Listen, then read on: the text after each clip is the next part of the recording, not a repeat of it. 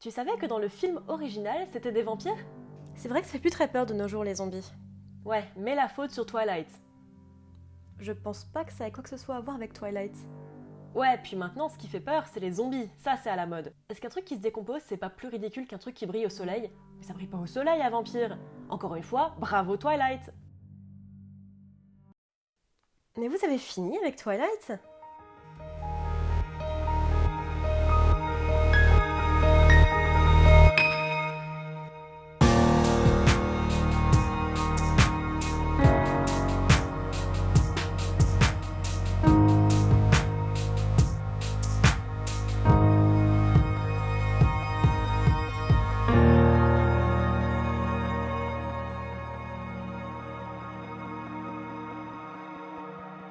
Bonjour à tous, je suis Noémie, bienvenue sur Resident Universe. Aujourd'hui dans ce Versus, nous allons explorer comment Hollywood modernise une histoire à travers un film très connu, I Am Legend, mais dont l'origine l'est peut-être un petit peu moins. Comment ça vous êtes déçus que la vidéo ne soit pas sur Twilight?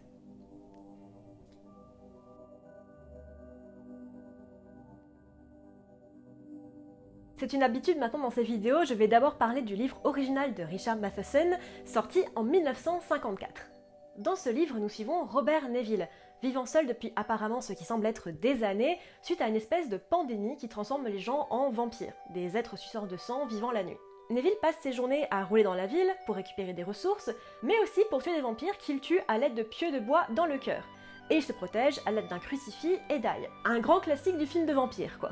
Toutes les nuits, il se retire chez lui dans sa maison barricadée et des hordes de vampires s'amassent devant chez lui, tentant de le faire sortir. Son voisin l'appelle inlassablement et les femmes prennent des pauses lascives pour l'inciter à sortir. Dépressif ayant des tendances à l'alcoolisme, Neville cherche toutefois à essayer de trouver un remède à la maladie, en faisant notamment des recherches sur les bactéries, ce qui l'amène à faire une grande découverte. Il découvre qu'il y a en fait deux types de vampires, ceux qui ont été infectés de leur vivant et qui sont donc bien conscients, et ceux qui ont été réanimés après leur mort, des morts vivants donc. En parallèle à ça, nous suivons son passé grâce à des flashbacks, notamment le fait qu'il ait dû tuer sa femme qui a été réanimée par la maladie alors qu'elle était déjà morte. Il recueille un jour une jeune femme appelée Ruth qui semble elle aussi immunisée à la maladie, mais il prend tout de même son sang pour voir si effectivement il ne pourrait pas trouver un espèce de remède grâce à son immunisation. Mais au vu des tests, elle l'assomme et s'enfuit. En effet, Ruth est une vampire et elle a été envoyée pour l'espionner. Elle lui apprend par le biais d'une note laissée chez lui que seuls les vampires qui ont été réanimés après leur mort sont violents, mais que ceux qui ont été infectés de leur vivant sont complètement pacifistes et sont en train de recréer une nouvelle société, ayant surpassé la maladie. Ils ont même réussi à créer une sorte de cure qui en limite les symptômes. Elle lui conseille de fuir car la population de cette nouvelle société souhaite sa mort, dans la mesure où il a quand même tué pas mal de vampires ces derniers temps.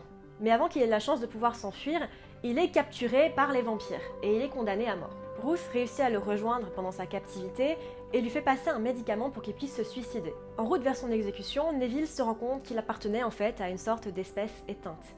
Il était une légende, un folklore, comme les vampires l'étaient à l'époque pour les humains. Pour ceux d'entre vous qui n'ont vu que le film, vous êtes en train de vous dire que bon, il y a des similitudes, mais quand même, qu'est-ce qui s'est passé dans la tête des scénaristes pour réussir à pondre un film pareil à partir de cette base? Sachez que ce livre a été adapté 3 fois, en 1964, en 1971 et donc en 2007. Il apparaît d'ailleurs que I Am Legend, le film, serait plutôt une adaptation de The Omega Man et pas vraiment du livre de Matheson. Sorti en 2007 donc et réalisé par Francis Lawrence, I Am Legend suit toujours un certain Robert Neville qui se trouve être un virologue habitant New York et tentant de survivre après qu'un virus, et non pas une bactérie, ait infecté la population, les rendant chauves. Non, je rigole, c'est juste des zombies qui ont peur du soleil. Parce qu'ils brillent? Non. Ce brave Neville, donc, vit seul dans un New York absolument post-apo. Sérieux, à quel moment ça ressemble déjà à ça au bout de seulement 3 ans? Et qui passe son temps à se balader en ville pour chercher des ressources et à envoyer un message radio aux potentiels survivants pour le retrouver, lui et Sam, son chien, à qui il parle souvent pour tromper la solitude. Ça et plusieurs mannequins qu'il a disposés un petit peu partout. La nuit, il se barricade dans sa maison afin d'éviter les chauves mutants cannibales et on le voit travailler dans son sous-sol sur une potentielle cure.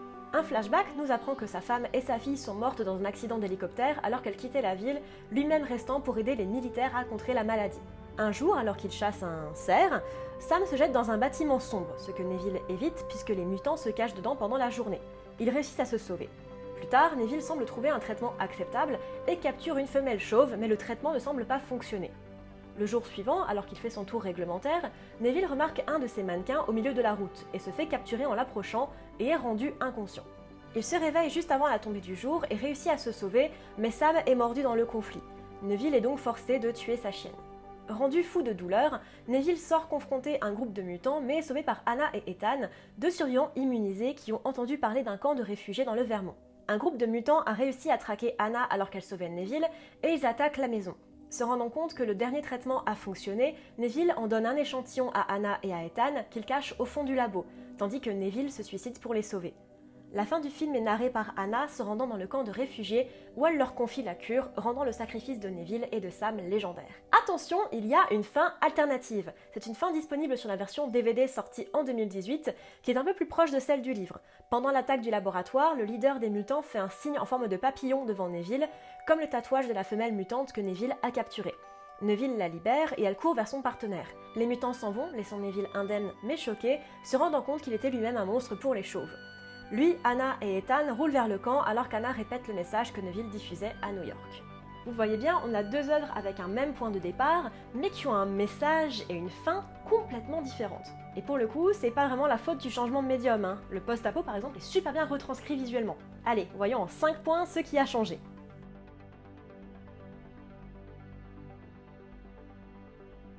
Le personnage principal.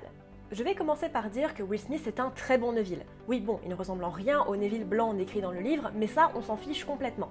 Dans un film où le personnage est seul 90% du temps, si on ne compte pas le chien, il faut un acteur sachant se débrouiller seul et pouvant délivrer tout un panel d'émotions. Et Will Smith est brillant dans le rôle. Les scènes avec les mannequins sont hilarantes et il est aussi très touchant dans les flashbacks ou les scènes avec Sam. Et c'est paradoxalement un peu le problème du film.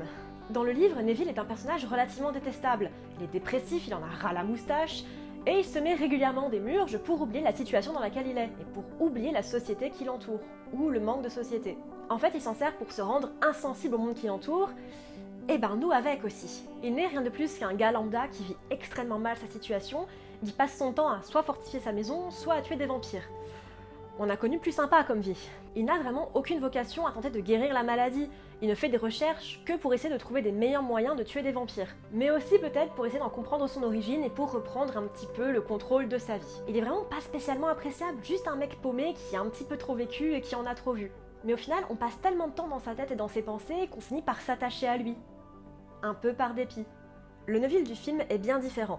Déjà, c'est Will Smith, et tout scandale mis à part, cet homme a un capital sympathie de fou, surtout au début des années 2000. Il y illustre un Neville plutôt jovial, qui vit relativement bien sa situation, compte tenu du fait qu'il a quand même vu sa femme et sa fille mourir sous ses yeux. En plus de ça, Sam n'existe pas dans le livre. Il y a bien un moment avec un chien, mais c'est très court. Neville y est aussi dépeint comme un scientifique avec un vrai but, celui de trouver une cure au virus, avec tout un arsenal dans son sous-sol. C'est d'ailleurs pas sûr que les membres du gouvernement aient le droit d'avoir accès à tout ça chez eux, mais il a très bien pu le trouver après coup. Et c'est un souci. Il est temps pour moi que je vous explique pourquoi j'ai appelé cette vidéo le syndrome du gentil. Jusqu'à il y a très récemment, Hollywood n'aimait pas forcément donner la part belle aux méchants. En fait, plus que ça, il n'aimait pas les méchants quand ils ne rentraient pas dans la case du méchant avec une part très sombre, comme un Hannibal Lecter par exemple. Ou alors un personnage avec un arc de rédemption, ça c'est un grand classique. Dans beaucoup d'œuvres adaptées, les nuances des personnages ont tendance à être effacées, et c'est définitivement le cas ici. Le personnage de Neville dans le film est vraiment attachant, et même s'il porte la culpabilité de la mort de sa femme et de sa fille, il a l'air relativement content de sa vie. Il a une super relation avec Sam, il essaye d'aider les autres, et il fait des blagues avec ses mannequins. Nice sweatshirt there, Fred. On est hyper loin de l'alcoolique nihiliste présenté dans le livre, et du coup, lié à un des prochains points, ça change complètement le message du livre, et ça le rend un petit peu anecdotique. Je trouve ça vraiment dommage de gentillifier un personnage pour le rendre plus appréciable au public. Il y a pas mal d'exemples récents de ça, notamment Raven ou Mystique dans les nouveaux X-Men, ou encore Serena Shaw dans le film Serena. Je suis désolée, j'aime beaucoup Jennifer Lawrence, mais c'est les deux exemples qui me sont venus les plus facilement. Et franchement, je trouve que rendre un personnage gentil ou le rendre un petit peu pathétique pour excuser son comportement, je trouve ça un petit peu triste. Les créatures. Ah. Qu'est-ce que je suis en train de faire ?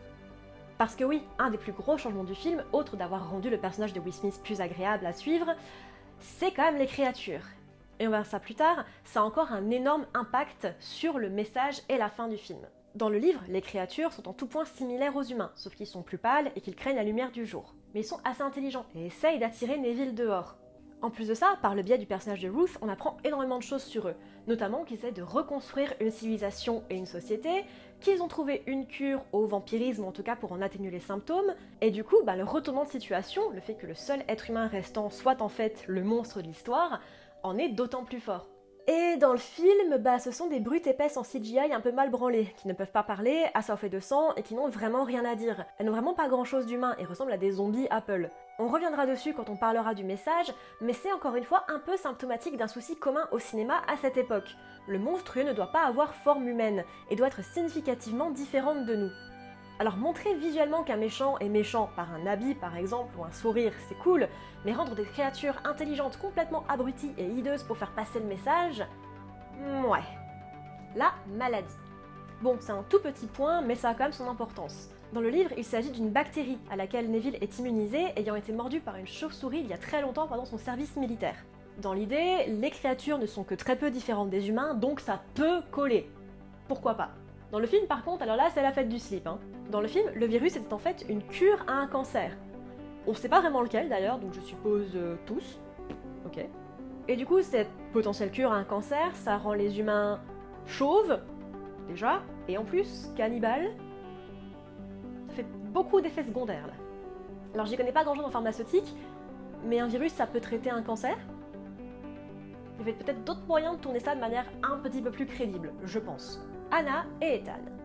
Là où dans le livre, ce brave Neville est vraiment livré à lui-même et ne cherche pas par ailleurs à contacter qui que ce soit ni à faire front commun, dans le film il se fait sauver par Anna et Ethan, deux vrais humains ayant entendu son message. Cela donne à Neville un espoir, une vraie chance qu'il ne soit pas le dernier homme sur Terre, l'occasion de recommencer à zéro. Ce qui rend pour moi la fin suicide assez étrange et le sacrifice de Neville non nécessaire. S'il a la preuve que d'autres humains comme lui existent, pourquoi se suicider? Il y a un endroit pour se cacher, ils peuvent attendre que les zombies chauves récupèrent la nana, et voilà, sauvé. Il représente l'avenir, un nouveau départ. Lui donner un échantillon, c'est cool, mais c'est clairement pas assez pour sauver l'humanité. Je trouve aussi étrange qu'il le laisse partir comme ça, alors que c'est la manière dont sa famille est morte, lui le laissant partir seul. Les parallèles entre sa famille et Anna et Ethan sont nombreux. Je trouve cette fin un peu dommage, surtout avec l'ajout de deux humains, parce que ça rend son suicide difficile à comprendre et ruine un peu le personnage. Surtout, encore une fois, avec la découverte de la cure. La fin et le message. Parce que ouais, avec deux fins alternatives, on arrive quand même à nous donner une autre fin différente du livre, il faut vraiment le chercher. Et du coup, ça nous donne aussi un message très différent, fatalement. Dans le livre, Ruth nous apprend que les vampires vivants, les infectés qui étaient encore en vie à ce moment-là, ont réussi à dépasser les symptômes de cette maladie. La légende, celle citée dans le livre, n'est pas censée représenter Neville. Il n'est pas un homme légendaire, le sauveur de l'humanité, le dernier homme sur Terre. Non, non, non. La légende, elle est pour les vampires, c'est un être qui les tue inlassablement et qui les empêche de reconstruire cette nouvelle civilisation dont ils ont tant besoin. Alors ça vient sûrement du fait qu'on ne veuille pas voir le personnage principal comme un monstre, mais du coup ça en change drastiquement le message. Le livre nous met en garde contre le fait de déshumaniser ce que l'on ne comprend pas, et c'est danger. Il n'est pas seulement à propos de Neville, mais de la société dans son ensemble. Il nous demande réellement de réévaluer ce que nous considérons comme bon et mauvais. Il nous donne un ennemi commun donc, les vampires, mais il renverse complètement la balance vers la fin. En effet, il rend le personnage principal, le dernier humain, celui auquel on s'identifie, le monstre de l'histoire. Un morceau de folklore, une légende qui fait peur aux vampires qui, eux, essayent d'avancer et de construire une nouvelle civilisation. C'est absolument brillant. Rendre le personnage principal le monstre de l'histoire, c'est chouette. Alors que finalement, le film devient du coup un énième film de zombies avec la recherche d'une cure pour guérir.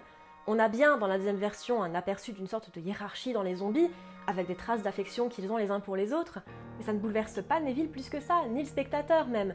Tout ce qu'on se dit c'est « chouette, Will Smith est vivant !» Pas « ah merde, les zombies ont évolué et sont intelligents !»